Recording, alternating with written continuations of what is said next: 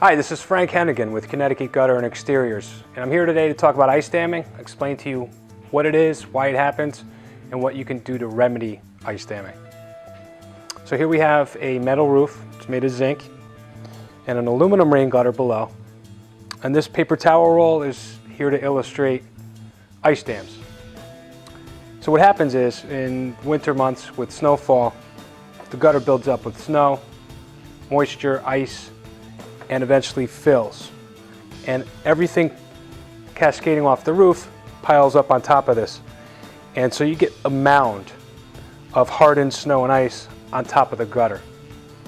The reason why this happens is, and generally we've seen it in massive chunks of ice. This could be clear ice, pure water, no snow at all. Heat is escaping inside the house. So here's your outside wall of the house. Anything inside and beyond this vertical wall is being heated internally.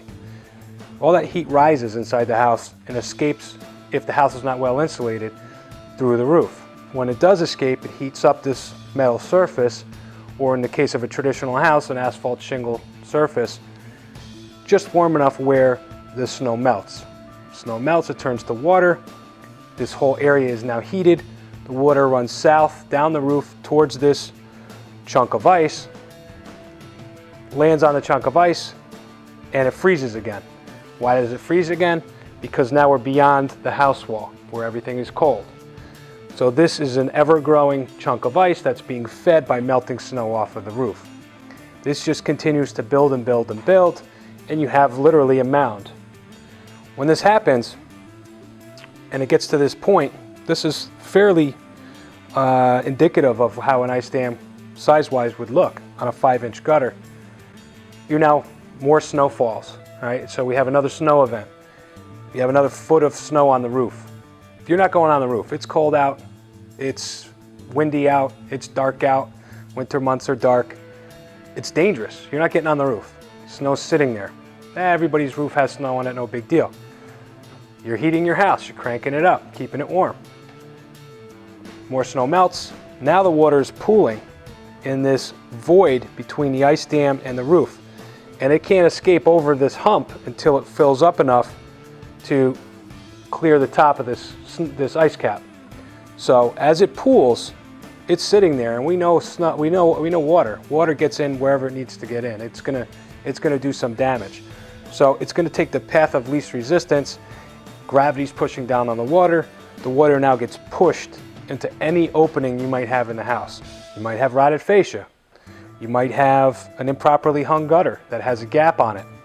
You might have an old roof line that has a gap between the top of the fascia board and the roof deck itself. Who knows? Variety of ways the water could find its way in, but it's getting in. Now you have water finding its way inside the house, down inside behind this wall, and revealing itself inside the house. Okay, so now we're going to talk about how do we remedy this? What do we do about it? First and foremost, I'm going to tell you, call a professional. It's very dangerous to be on a ladder, even in great weather conditions.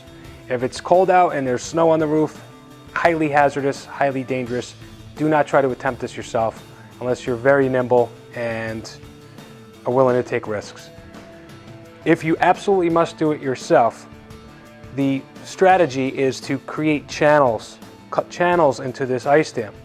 We want to create grooves that go vertically up the roof line, in line with, say, this standing seam here. So if I cut a groove here, and I cut a groove here, and I cut another groove here, what I'm doing is creating a channel that allows this water that's pooling up back here to escape and run off. There's other methodology to melt instead of cut the channel, to melt it. And I've seen pantyhose with salts, rock salt, filled with rock salt, draped over, which slowly will melt and create that groove or channel. That is one method. We go up there with power tools, and depending on what we find in the state of the house and the state of the roof, we're able to cut off sections of the ice.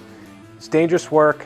It's slow going sometimes, but it does save your house. If you're having problems, ice dams, look for humps on the gutter. That's a good indicator.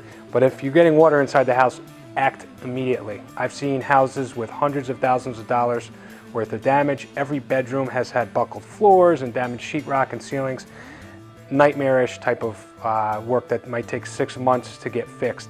Between you calling your insurance company, waiting for the payout, waiting for the assessor to come out and assess the house, it's a nightmare. Then finding the right contractor in busy months when there is ice damming all over. Reputable contractors such as ourselves get very busy and inundated with work, so you might have to wait for the contractor. Jump on ice damming right away. If there's snow in the roof, get it off the roof.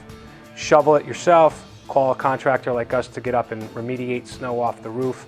But do all of the things you need to do and be aware of what an ice dam is and what to look for before the damage occurs.